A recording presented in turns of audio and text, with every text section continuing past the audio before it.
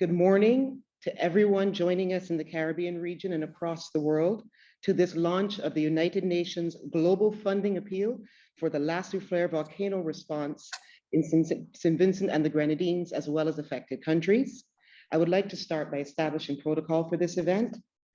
Prime Minister of Saint Vincent and the Grenadines, the Dr. Honorable Ralph Gonsalves, Mr. Didier Trebucq, United Nations Resident Coordinator for Barbados and the Eastern Caribbean, Dr. Didacus Jules, Director General of the OECS Commission, Elizabeth Riley, Executive Director of the Caribbean Disaster and Emergency Management Agency, distinguished representatives of Eastern Caribbean governments, representatives of regional organizations, excellencies and members of the diplomatic corps, development partners, heads of agencies, programs and funds, and members of the media.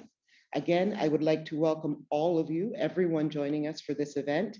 My name is Michelle Brathwaite. I'm the United Nations Human Rights Advisor for Barbados and the Eastern Caribbean, as well as the Office of the High Commissioner for Human Rights Regional Coordinator.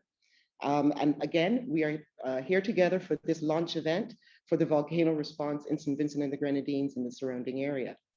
I would like to thank everyone for connecting virtually for this event, of course, and I just want to clarify that in addition to this Zoom platform, we are also streaming live on Facebook and YouTube. Please note that for the purposes of this event, we're going to mute all microphones except for the speakers, of course, but you can post questions and comments in the chat box. This morning, we are honored to be joined by many of the leaders in the response effort in Saint Vincent and the Grenadines, including the Prime Minister of the country, the United Nations Resident Coordinator, as well as the head of the Caribbean Sub-Regional Office for the World Food Programme, Regis Chapman, and the representative for UNICEF in this region, Alois Camaragier. So to get us started, I would like to ask Mr. Didier Trebucq, United Nations Resident Coordinator, to provide an overview of this appeal, which has been prepared under his guidance and collaboration. But just before he gets started, I want to just kind of speak briefly on why we are here. We are here because on April 9th, after months of heightened activity, the La Soufrière Volcano in Saint Vincent and the Grenadines erupted, displacing approximately 20,000 persons. At present, over 6,000 persons are registered in public shelters, and over 6,500 are registered in private shelters. Entire villages have been covered in ash, schools and businesses have been closed, and residents are coping with limited access to clean water. The assessment of loss and damages is still ongoing, but already it is clear that there has been significant economic disruption and significant loss of livelihoods for thousands, which is only exacerbating the economic distress of a country which is still working to recover from COVID-19. Furthermore, the environmental impact of the eruption has affected neighboring islands, such as Antigua and Barbuda, Barbados, Grenada, and St. Lucia. Unfortunately, further eruptions are expected in the coming weeks and possibly months. This $29.2 million funding appeal will be critical in providing a framework of a strategic, coordinated, and inclusive response to help St. Vincent and the Grenadines on the road to recovery and reconstruction. The solidarity and support of the international community are essential to success in this area. So, if I may ask our resident coordinator, Mr. Didier Trebucq, to provide us an overview of the appeal, as well as some details regarding the situation in St. Vincent currently. Mr. Trebucq. Good morning. Can you hear me? Yes, we can. Thank you. Well, thank you, Michelle.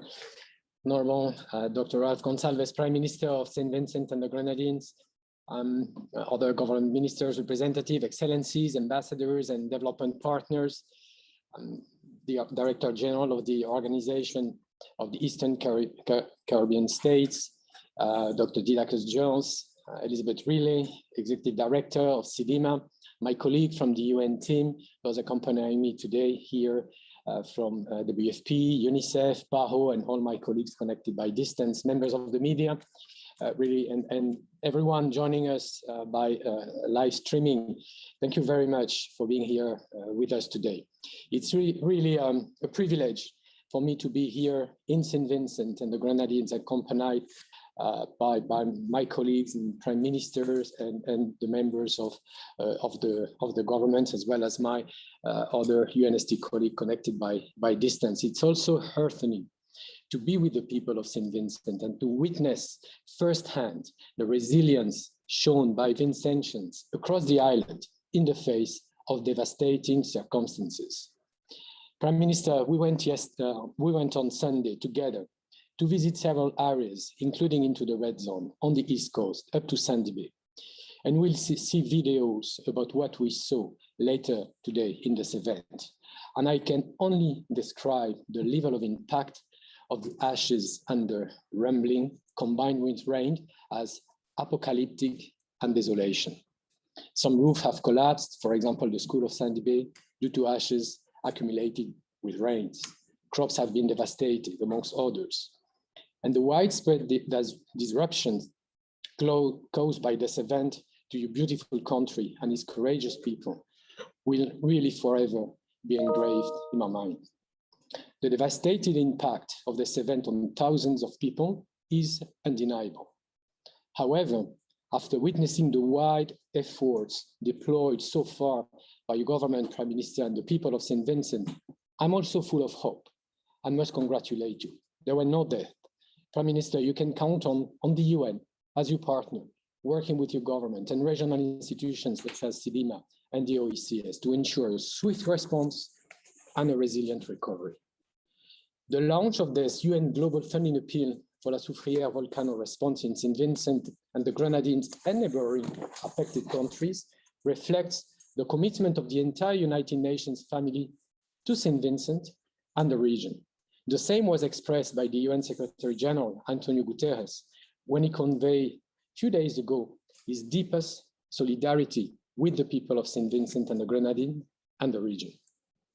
Let me turn to the impact, and my colleague Michel already mentioned a few of the figures, but around 15,000 people have been displaced from the orange and red zones. That accounts for around 15% of the populations. And those evacuated households from the northern area are known to have higher indices of poverty on the islands, hence are most vulnerable. But overall, I want to stress that this is the vast majority of the population on this island that has been affected. 6,200 persons are registered in shelters, and this is, of course, increasing every day. And around 6,500 also registered as displaced in private homes, hence also placing the host in a vulnerable situation. 2 out of 5 hospitals were impacted in affected areas and evacuated. And this is even putting more pressure on the rest of the health system, which has to deal with the COVID-19 pandemic. And it was estimated that possibly 15 to 20,000 people may be at risk of food insecurity due to this situation. But I'm sure, Prime Minister, you will provide many more insights on the situations. What I want to say, and I feel it's important here, is that we are dealing with a crisis within the COVID crisis. We fear the risk of spike in COVID cases, especially with people in shelters. Moreover, this is a very uncertain and complex situation where new eruptions may occur. Another one occurred 2 days ago. So the situation can deteriorate as well rapidly. And the hurricane season is just about to start in 6 weeks, and it has already been predicted to be likely above average.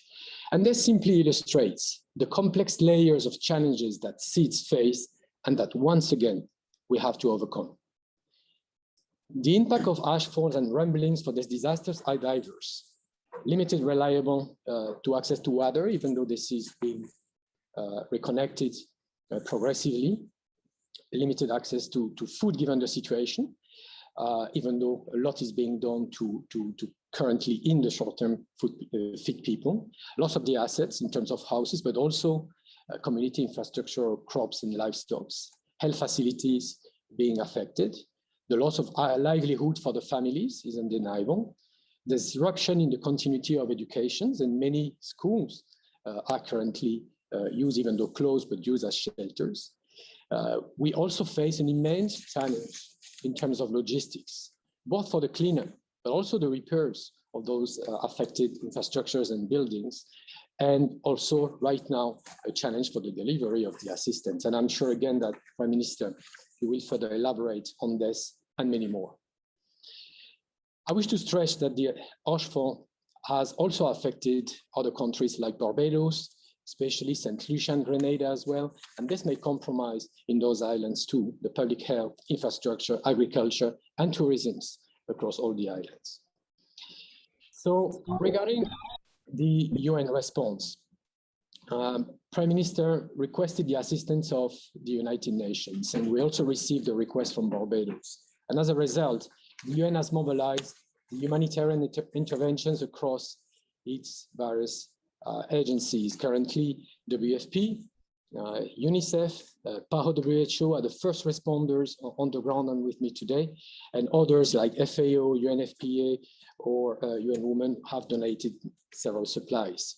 We have currently allocated close to $2 million to support the government in the response, including $1 million approved through the Central Emergency Response Fund, especially for drinking water and hygiene, as well supported by UNICEF and PAHO, as well as cash transfer intervention to help the displaced people with food and basic supplies in shelters supported by WFP, and again, working through the national mechanisms that are in place. The United Nations Environment Programme is also this week deploying a team of experts in collaboration with the European Union and OCHA this week to support the cleanup and the disposal of ashes, and also address the issue of environmental health and provide the necessary expertise in this regard. PAHO donated many health equipment and PPEs such as masks. Let me turn now to the appeal. As agreed with Prime Minister Gonsalves, this funding appeal intends to mobilize the solidarity from the international community. Through the various UN agencies, we would be then able to scale up our support to Saint Vincent and the region for at least 6 months. So we are launching today $29.2 million global funding appeal. This is an effort to protect the most vulnerable, displaced, or affected people in Saint Vincent and the Grenadines, and also in possibly neighboring affected countries. And there are 2 pillars in this response that we have considered: the immediate humanitarian response, so as to provide time-sensitive and life-saving humanitarian interventions, but also with a view to initiate the recovery and the rehabilitation. Of course, more will be needed once the whole scope of damages, losses, and needs will have been fully assessed. Interventions, as you can see on the screen, are divided among 8 sectors. 8 sectors being first what we call WASH, water and sanitation and hygiene, security, food security and livelihood through different modalities, should it be kits or cash vouchers, shelter and housing. And those 3 sectors, I would say, are our 3 immediate priorities in terms of humanitarian response. Then the health, to strengthen the health system capacities and prevent further COVID spike. Then the cleanup of the ashes, the necessary equipment for this, and addressing the related environmental health issues. Then ensuring continuity of education. Then 6, the restoration of the agriculture. I want to remind that Saint Vincent is a country that has a very vivid agricultural sector, so that's a very important area for recovery. 7th, protection in terms of gender-based violence or child protections who are in shelter or precarious conditions. And finally, logistics, and I have spoken about that.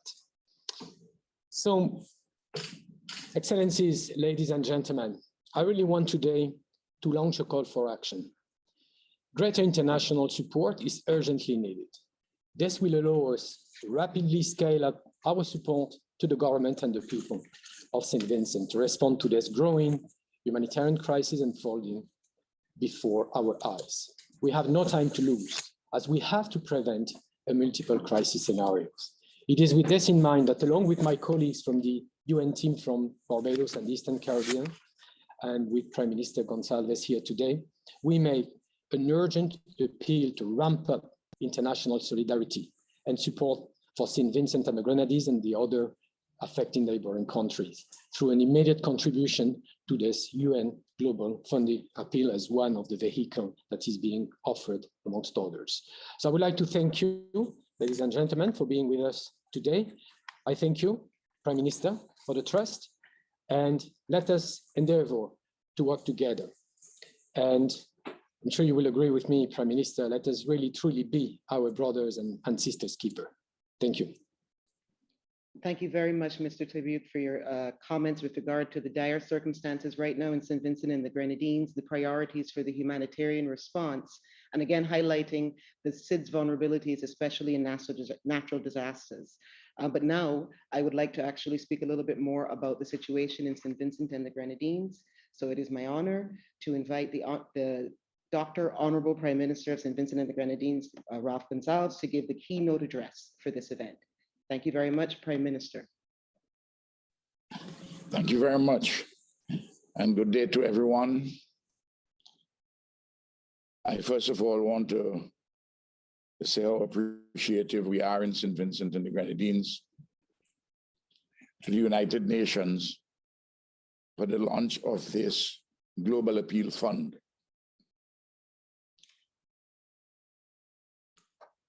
I want everyone to know that prior to the volcanic eruptions in Saint Vincent and the Grenadines, we have been a country seeking to develop ourselves with the assistance of our friends overseas. And we arrived at a level of development which is at the upper middle income level in the Human Development Index. In other words, the society which has a certain material level, it has a civilized way of life and living, a functioning democracy. Of course, we have extreme poverty and we have vulnerabilities. And the vulnerabilities are many-sided, most of them not of our making. They've come to us from outside. We have lived with this volcano for centuries. It erupted on the last occasion in 1979, 42 years ago. Effusive eruptions began late last year, oozing eruptions. And then on April the 9th, 12 days ago, we had the first of the explosions. And since then, our country has been put into veritable economic and social tailspin, and where lives and livelihoods have been threatened immensely. Yesterday at the Security Council, I said the following in a summary form. I said Saint Vincent and the Grenadines has been in the throes of a series of volcanic eruptions on the island of Saint Vincent. As a consequence, nearly 1/5 of the island's population has had to be evacuated to safer areas. A monumental challenge of humanitarian relief, inclusive of security considerations, recovery, and reconstruction face us. Without effective cooperation between our country, the United Nations, and our regional, sub-regional organizations, our life and living would be wholly unbearable. Without an enhancement of this cooperation, the relief effort would be stymied, and the prospects for our recovery and reconstruction would be dismal. I ended my statement at the Security Council with the following words. I said, please help Saint Vincent and the Grenadines in its midnight hour of need. The northern 1/3 of our country is in a state of desolation. This is an area which historically and in this contemporary period The people have relied upon agriculture, animal husbandry, and fishing, and some tourism. None of that exists anymore. And it is going to take a long period of time to have the economy in the northern 1/3 of the island of Saint Vincent, the main island in the chain of Saint Vincent and the Grenadines, to have that area recovered and reconstructed. The plants have to be replanted. The bananas, the plantains, the sweet potatoes, the vegetables, they're all gone. Completely destroyed by ash. The trees are denuded of their leaves and many of them broken, which means that the fruit trees, including the coconut and breadfruit trees, we have to plant over, and they take much longer.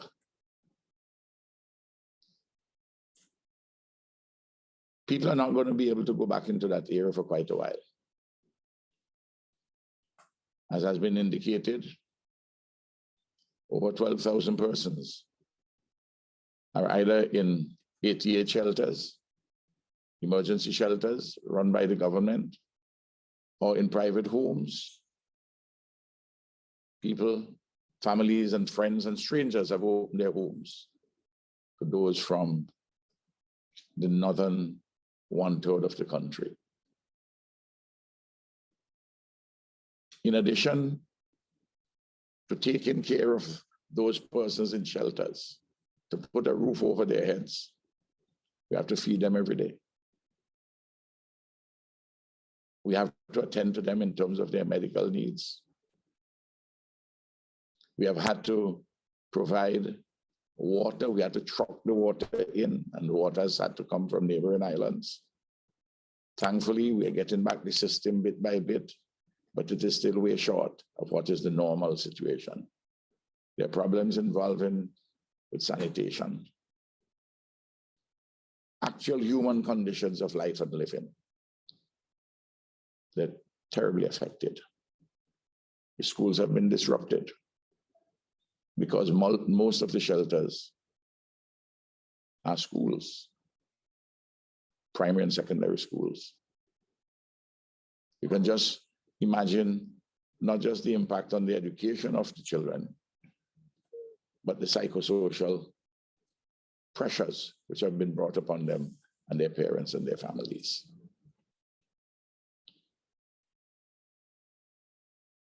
The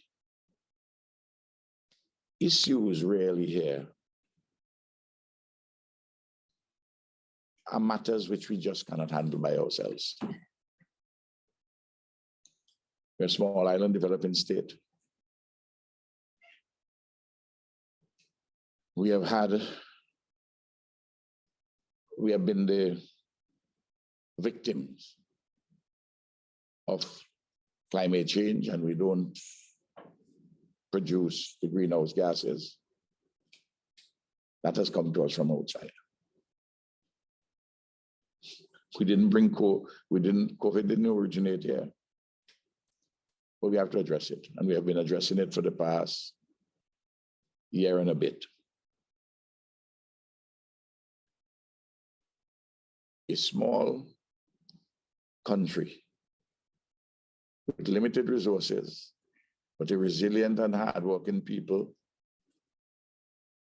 magnificent examples of our Caribbean civilization, a thriving democracy, lifting our living standards and our human development index. We have been set back decades. And the uncertainty is very troubling, very disturbing. We don't know whether this is going to be 4 months, 6 months, 9 months. So we need your help. I want to give an indication as to the kinds of assets which are at risk. The World Bank has done a preliminary disaster resilience analytics and solutions presentation. In the red and the orange zone, that is the volcanic hazard zones, the total built asset at risk are evaluated at approximately $387.5 million. In the red zone alone, the replacement value of residential buildings is $64 million. Non-residential buildings, $106 million. And infrastructure, which is there, infrastructure at risk, and much of it has been damaged, $83 million. And then we have to address the economic loss to which I alluded earlier, and the immediate humanitarian concerns. The United Nations group has indicated what we require with their involvement for social protection, for health, for education, for water and sanitation and hygiene, for shelter and housing, for food security, for livelihood strengthening, for agriculture and animal husbandry, and very critically, to deal with the ash. In the northern zone, there are 12, 14, 16 inches or more of ash on the ground. In some places, even houses, the ash got into houses and has risen to the level of the handle people's refrigerators. I'm giving you a graphic idea that even inside of the houses, where the houses are closed up, the ash got through various places. And that to see it is really to believe it. And the words used by the United Nations Coordinator for Barbados and the Eastern Caribbean, desolate and apocalyptic, are quite appropriate in the circumstances. Clearly, the situation is evolving, and the extent of the damage is not well known as yet. I can say to you about things which are at risk and what we need immediately for the humanitarian relief and what we need to begin the process of cleaning up. And then, of course, there's recovery and reconstruction. The UN system has been assisting, and our regional system. And you'll hear from the Organization of Eastern Caribbean States and CDEMA, the agency for disaster management in our region, and the other regional institutions which have been helpful. And other governments have, across the world, in the region and elsewhere, have indicated that they would help. In all of this, I want you to bear in mind that these particular areas are the areas where we have most of the poor and vulnerable people in our country. And their lives and livelihoods have been severely disrupted and would be so for a very long time. And overall, the economy and society of our country in a terrible mess because of what has happened at La Soufrière with the eruptions. Now, what do we do?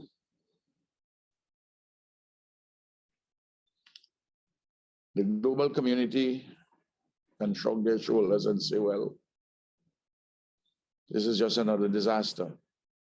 Life goes on. I have a more optimistic view of one another in this world. I think the global community will help, and there are indications that you will help. And this is a very tangible way for persons to help.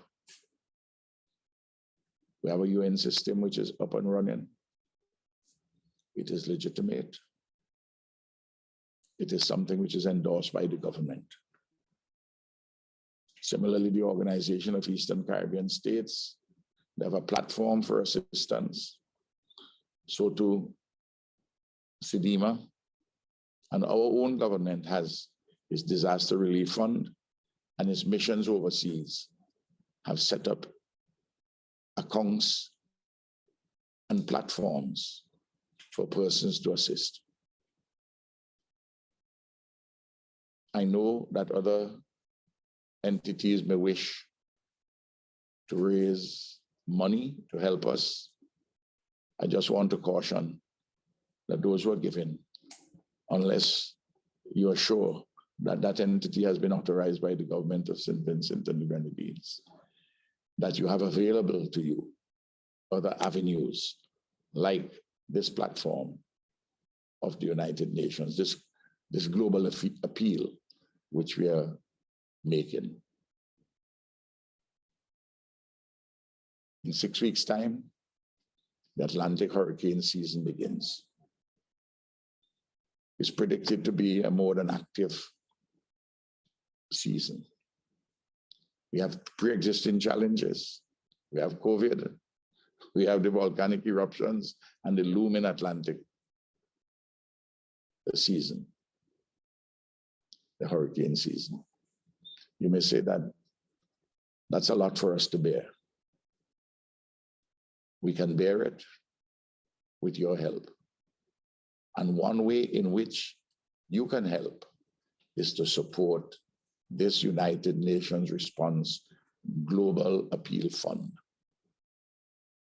You will be helping Saint Vincent and the Grenadines in this, its midnight hour of need. Thank you. Thank you very much, Prime Minister Gonsalves, for those vivid and moving words regarding what Saint Vincent and the Grenadines is facing. The Caribbean stands with you, which is why I'm happy to now introduce the Director General of the OECS, Dr. Didacus Jules, to provide a statement on behalf of the Commission. Mr. Jules, Dr. Jules. Thank you very much, Madam Chair. Prime Minister, Dr. the Honorable Ralph Gonsalves, members of Cabinet, members of Parliament, the UN Resident Coordinator, Mr. Didier Trebucq, Executive Director of CDEMA, Ms. Elizabeth Riley, Head of NEMO Saint Vincent and the Grenadines, senior public officers, members of the media, colleagues, all. Currently, Saint Vincent and the Grenadines, as we all know, stands at the epicenter of catastrophe, and it finds itself hard hit by climate change, pandemic, economic constriction, and now volcanic eruption. And this has been adequately described by Prime Minister Gonsalves. But in our Caribbean, there are also several concentric circles of love, and Saint Vincent and the Grenadines stands battered but not broken, surrounded and sheltered, embraced and enveloped by these concentric circles of love. The Organization of Eastern Caribbean States is honored to stand as a regional inner ring in that concentric circle, joining with the expanding circles of Caribbean solidarity, and today associating with the global expression of love that the United Nations represent. We pledge our support and collaboration with the UN system in its effort to rally the global community in embracing the people of Saint Vincent and the Grenadines in this hour of need. The OECS Stronger Together campaign, the logo for which, the graphic for which you see behind me, is designed to achieve several critical objectives in response to the humanitarian situation in Saint Vincent and the Grenadines. The first is to execute the decisions of the OECS authority in relation to an OECS-wide response to this situation. The second is to provide as much diplomatic, material, and financial support needed by the principal disaster response agencies managing this crisis.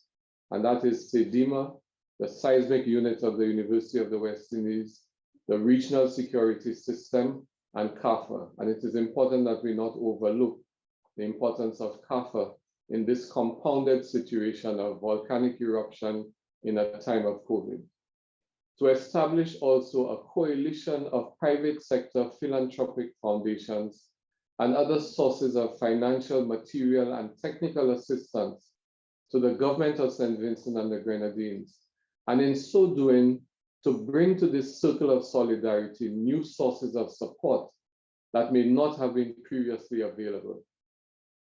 This coalition has already been established with 150 agencies and has had prior experience led by the Global Leadership Forum, Nigel Salina, have had previous experiences in dealing with hurricane situations in Louisiana with Katrina, in Dominica with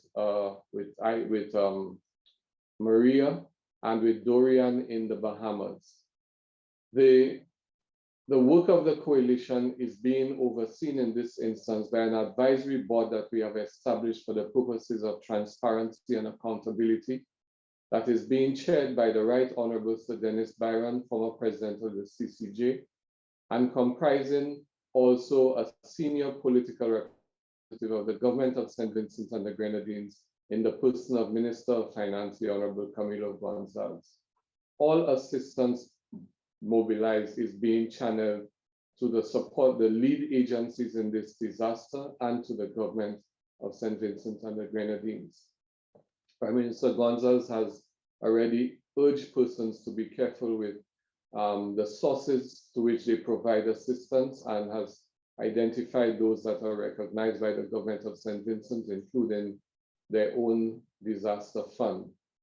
We are seized by the urgency of the moment, which requires agile responsiveness, careful coordination, and an absolute focus on the rapidly evolving needs of the people of Saint Vincent and the Grenadines. And I think we have all seen on television, on social media, the images that speak to the resilience, the courage, and the determination of the people of Saint Vincent and the Grenadines. But even while doing so, we are also painfully conscious of the necessity of thinking strategically, and even in the urgency of response, the importance of initiatives that will provide the foundation for socioeconomic regeneration. Since the launch of the OECS Stronger Together campaign, the regional and international response has been encouraging and heartwarming, and is aligned to the critical areas identified by the government of Saint Vincent and the Grenadines and the response framework described by Didier Trebucq of the UN system. While the detailed assessments are being made, from early, the OECS recognized that a starting consideration for meaningful action is nothing less than 100 million US. And I think the figures called out by Prime Minister Gonsalves really do substantiate that nothing less than a cash response of 100 million is necessary in this time. And that is why we've set this as our target. Allow me in ending to just provide two quick examples of the type of response that we consider to be a perfect marriage of the immediate and the strategic. So we have had since the eruption an explosion of millions of tons of ash, as well as a growing problem of plastic that has been occasioned by the disaster, because water is, as we've heard, is a critical need, and a lot of water is being shipped into St. Vincent in small containers, in drinking bottles, and so on. So we are concerned that while we are responding to the needs of water and thirst in the country, that we're not also solving that problem by creating a plastic pollution problem. And the OECS has had several initiatives relating to plastic reduction that we are now going to be rolling out in a much expanded manner in St. Vincent and the Grenadines. But we've also been encouraging the member states of the OECS in sending water to St. Vincent to do so by barge. And we have the support of French private entrepreneurs with a barge capable of moving 50 40-foot containers. And we've been using this not only to collect items in containers across the OECS, but also to move water in bulk and moving also water tanks for delivery, thus reducing the tendency for increased inflows of plastic bottled water. We also have the opportunity of turning ash to cash. And in discussions held with the government of Norway, who have been very responsive, they have pointed us to an experience in the Pacific where ash together with recycled plastic is being used to create bricks for construction. So we think that we are exploring this and are in active discussions with them on moving into Saint Vincent with the possibility, as well as we've invited the government of Barbados, who have been seriously collaterally impacted by the eruption, to be part of this initiative of moving ash to cash. Prime Minister Gonsalves also spoke to the critical need for the continuity of learning. And I'm happy to announce that in working with one of the coalition partners, within less than 4 days, we have now configured, and we are going to test this out in this coming week, a school in a mobile phone app that will enable all of the learning to happen in the centers, the shelters, and at homes to enable this to happen.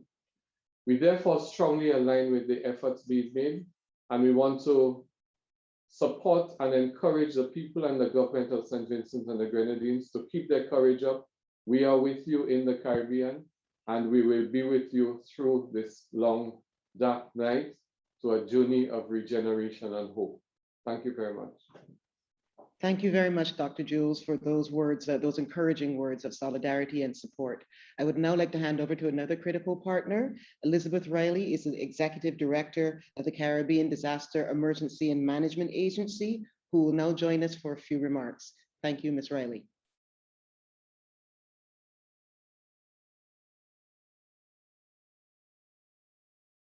Ms. Riley, you can start anytime. Thank you. Thank you very much, Madam Chair.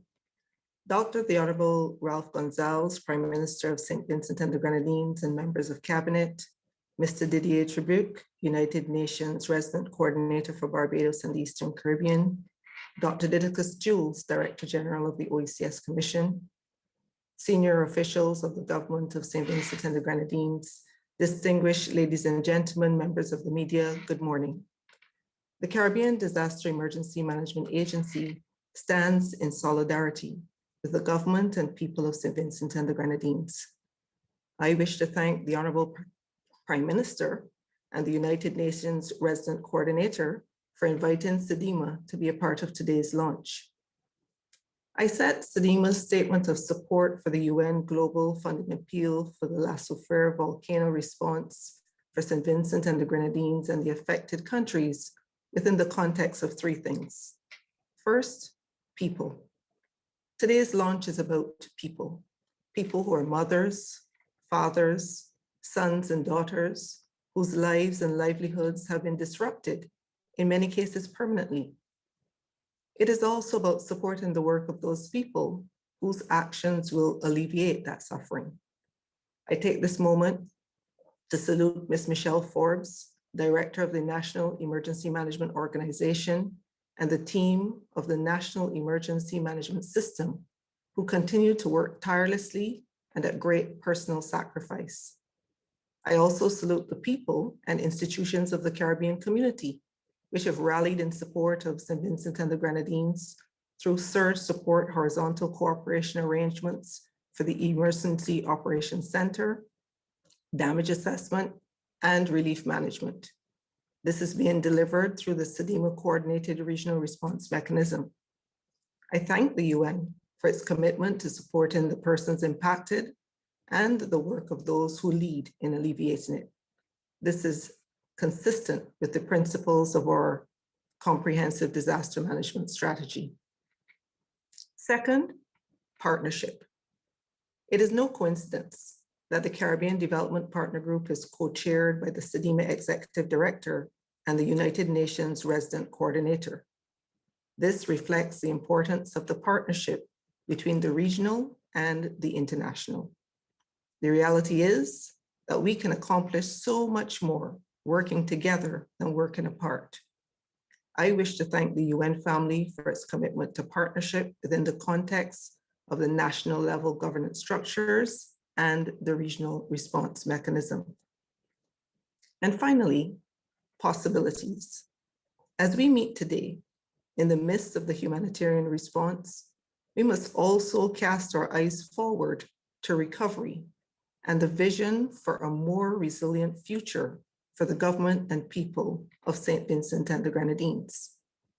The report of the Detailed Damage Sector Assessment Team, coordinated under the Regional Response Mechanism and comprising national, regional, and international partners, is scheduled for presentation tomorrow, April the 21st, and will be instructive in this regard. We know that the needs will be significant and they will be ongoing for some time. And we thank the international community in advance for your continued support. CDEMA supports the UN Global Funding Appeal and remains committed to standing side by side you, Honorable Prime Minister, the government and the people for the long haul, confident that St. Vincent and the Grenadines will emerge stronger and more resilient. I thank you. Thank you very much, Ms. Riley, both for your kind words as well as the work, the incredible work that your organization is doing. I would like to remind the audience that we will have a brief question and answer session very shortly. But before that, we would like to just showcase some of the images of St. Vincent and the Grenadines, the effect of the eruption and how it has affected people's lives. Please.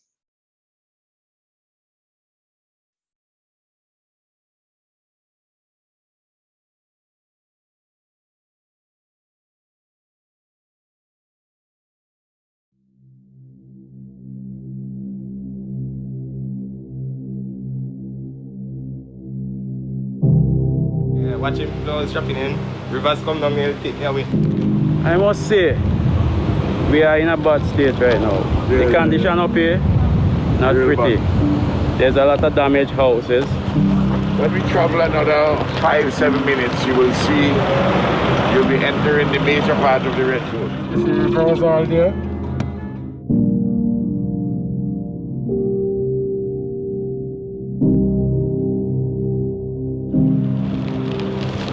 See what happened to the banana leaves, right?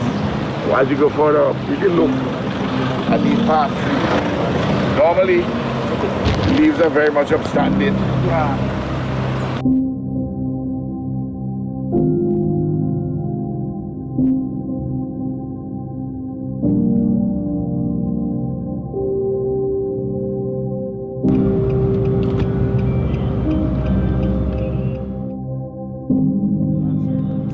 Straight from the Soufrière up there. And does it change the course of the water?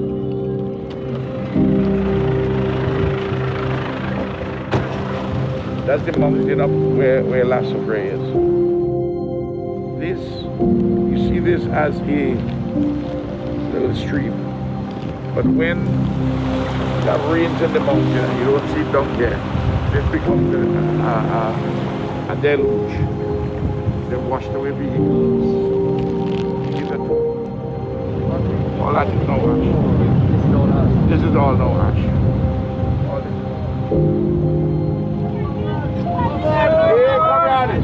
Hey, comrade. Wait, hold on. Don't stay up, you know. Don't stay up.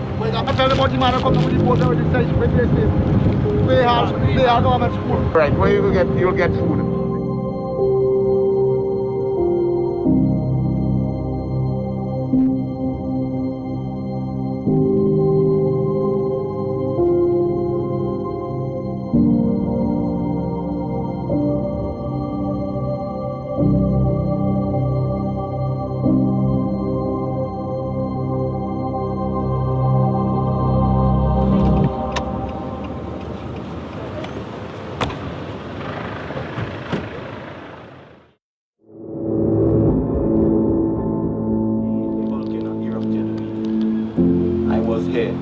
When it blew, I was here, and see the big smoke. Then all of us, who was left the Friday morning, we see everything that happened, and then when these small stones start to fall on the house roofs, we decide on start moving. A lot of us is youngsters, and we didn't experience 1979. So when we see that start happening, it urged all of us to just evacuate.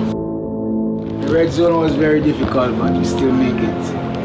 And this one was very difficult than the first one. We mean like what we never seen the first one in 79, we see it now, and if you notice a lot of damages happened than before.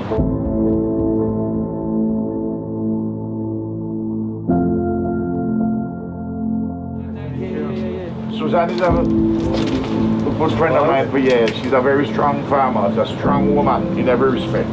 These are plantings, but as you see, they are affected by the ash.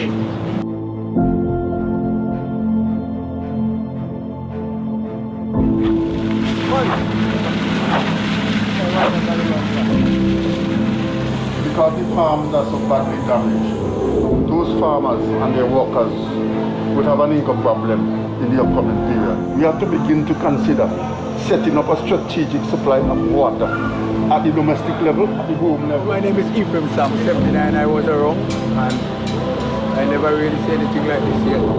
First time I experienced it, and it was stone and ashes and what's not, like fire, like thunder, and everything just burned down, just like when you take Amazon and just burn down grass, just like that, and painful. But you know where I say about it.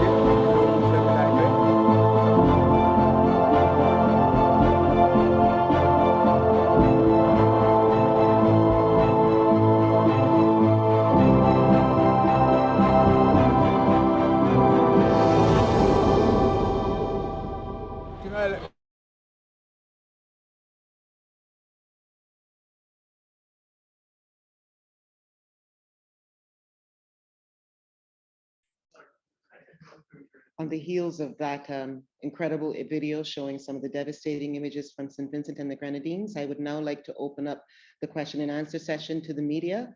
Please feel free to identify any questions or yourself in the chat box, and we will be happy to ask your questions. We currently don't seem to have any questions pending so far. So what I will do is that I will hand over, I do understand there's some press joining the Prime Minister and the resident coordinator in Saint Vincent and the Grenadines. So I will hand it over to the press secretary over there for our colleagues to field questions in Saint Vincent.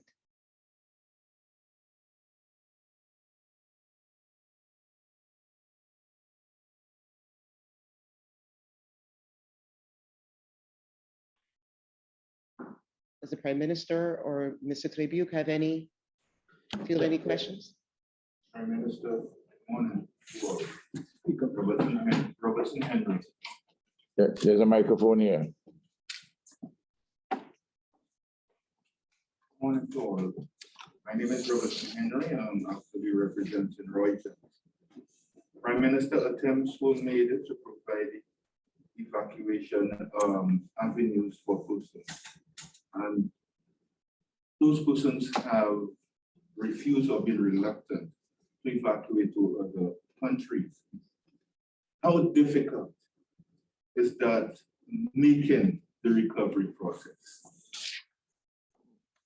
I would say that almost all the persons in the red zone have been evacuated. There are some sturdy souls, a few of them who still remain, numerically small number. What happened 2 days after the volcano erupted cataclysmically, erupted explosively? We still sent on the eastern side of the island, where you had road problems, because by that time, the roads, the road infrastructure was severely damaged in important parts of the northeastern side, and which is a difficult side because it's the Atlantic side for vessels to land. Well, fortunately, we had built a fisheries complex with a wharf in Oya, which is one of the northernmost villages on the eastern side. And on 5 separate occasions, we sent the Coast Guard vessels there to take up persons. And in the 5 days subsequent to the first 2 days, we brought out 127 persons. So we think that in the northern area, they constituted the bulk of those who remained. But of course, there are persons on the western side who also came up. It was easy on the western side to come up by sea because that's the Caribbean side, and you have many jetties on that side, and there was the road system was not as badly damaged, and in any event, you could get out easier by sea. But to give you an indication as to how we value each life, and I want the persons who are listening, and that the individuals whom I'm asking to support this appeal, as Liz Riley pointed out eloquently, that this is about people, human beings, mothers, fathers, sons, daughters, grandfathers, grandmothers. The information had come to me that there was a young man, 19 years old, who had some mental challenges. And someone who had influence over him had urged him not to leave. And sent the Coast Guard for him, for instance, on one specific day. They, with 2 uncles of his, they didn't find him. Fortunately, they got 13 other persons who came.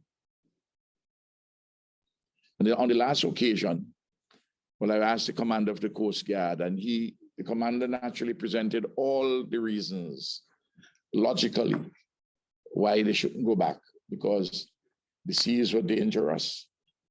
It's the Atlantic side.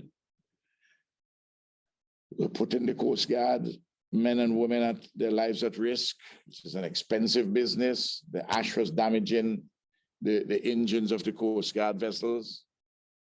But I said to the Coast Guard that this young man, he is a symbol of our humanity.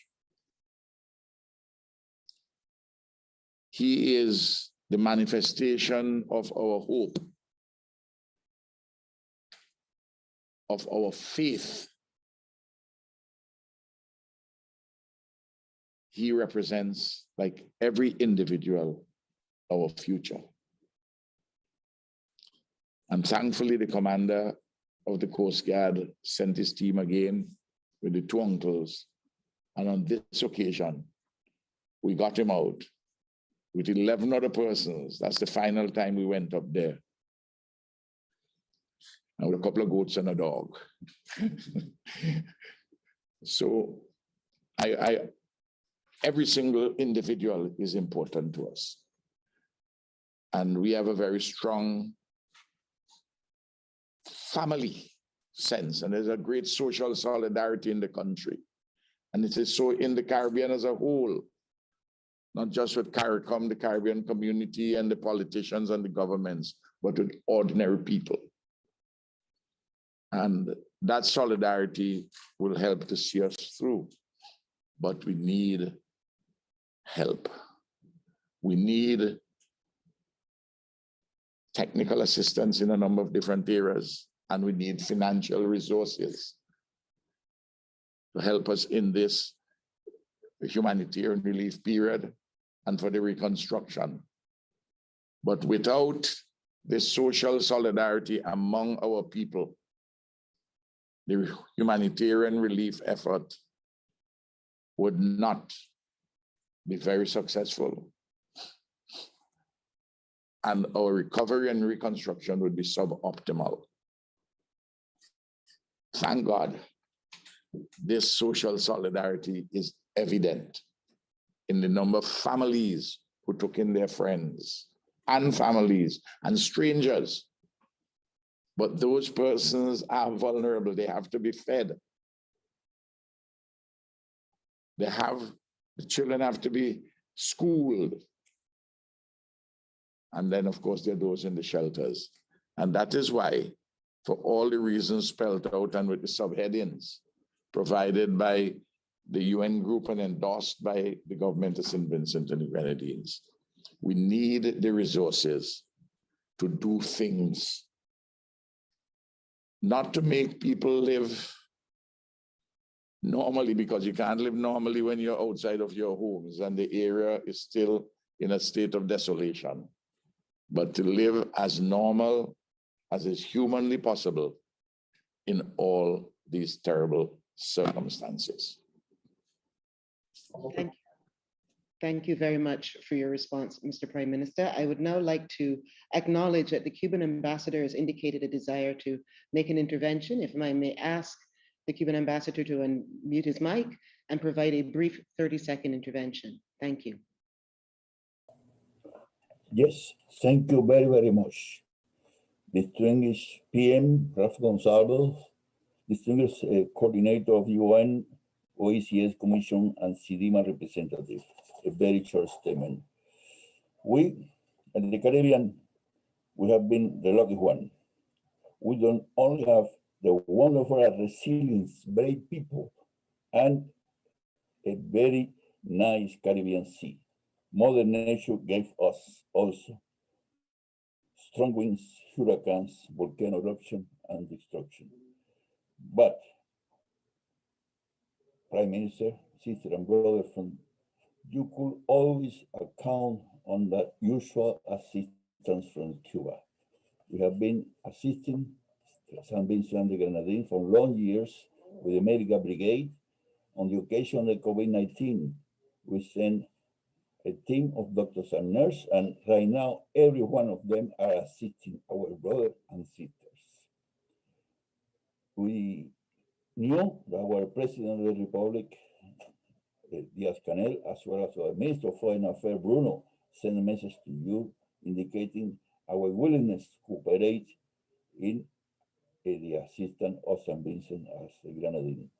As you know, we do not give what we have to spare, but we share what little we have. And we will continue assisting Saint Vincent and the Grenadines, and be sure that Saint Vincent and the Grenadines and the people will recover and bright again. Thank you very much. All the best. Thank you very much. Thank you very much for that intervention, Ambassador. We also have a question in the chat box from Juhail Brown. The question is, good morning. CARICOM countries like Trinidad and Tobago have been providing relief and other assistance to Saint Vincent and the Grenadines.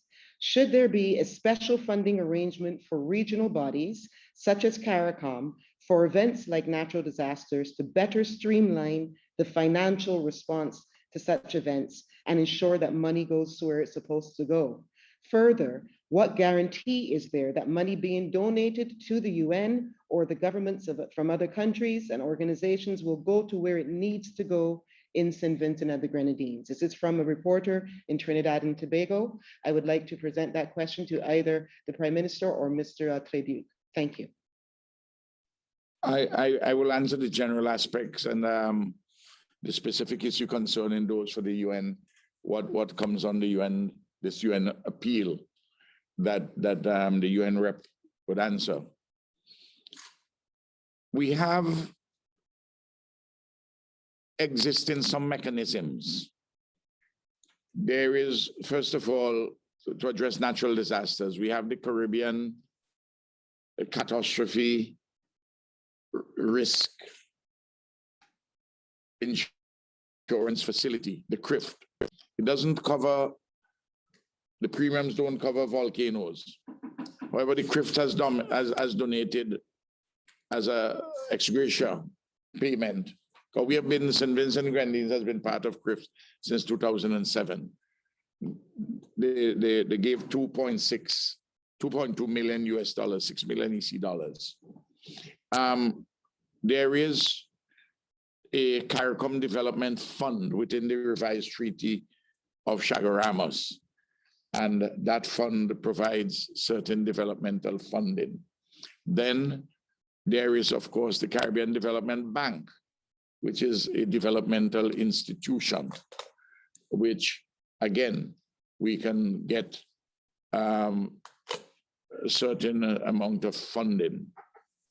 We in Saint Vincent and the Grenadines, we established a contingency fund, and we are funding out of this fund monies for this very humanitarian effort. Without that funding, we would not have been able to do some of the things which we are doing even currently. Of course, when we set up the contingency fund and we fund it with a specific measure, tax measure, there was some criticism, but now people understand that that fund was really established to assist the poor and those who are disadvantaged, especially during times of disaster. And of course, I should point out that last year, in negotiating from the World Bank, we asked for a particular window at the World Bank, and we didn't use the money. We asked it be put to this particular window, which is called the CAT-DDO at the World Bank, the catastrophic risk, the catastrophic drawdown deferred option. All monies coming to Saint Vincent and the Grenadines to the Accountant General are subjected to the Finance Administration Act. Any monies go to the offices of our missions overseas are subject to the Finance Administration Act. Everything is accountable for. And on May the 13th, May the 11th, we go to Parliament with a supplementary appropriation bill and a supplementary estimates. I informed the leader of the opposition yesterday that we'll be doing that. So our processes, our internal democratic and accountability processes would be at work, because we cannot spend more than a certain amount of money by way of special warrants, executive action, without it being specifically approved by the Parliament of Saint Vincent and the Grenadines. So my brother Brown from Trinidad, these are matters which are subject to our own legislative framework. In relation to monies raised by the United Nations, the UN rep will indicate to you how those monies raised by this appeal would be spent, where they would be spent, and how they would be accounted for. Thank you, Prime Minister, and thank you for this question. That's indeed a very, very important one, and I can assure that the UN will follow its whole accountability standards and transparency standards to report on a regular basis on how the resources that will be channeled for implementation through the various UN agencies will be implemented as is currently done in terms of the ongoing deployment. We also follow, regarding the humanitarian intervention, the I would say highest humanitarian standards internationally agreed.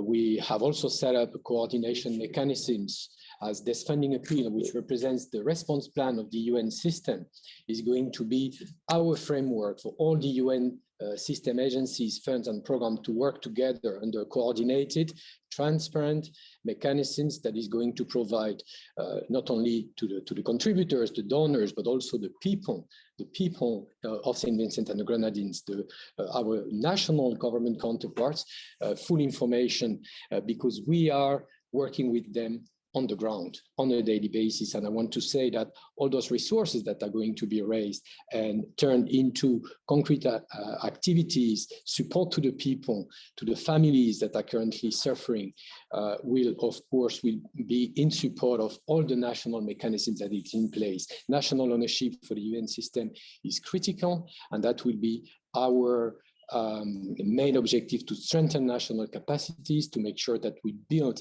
further resilience and capacities in this crisis and while we recover from this crisis.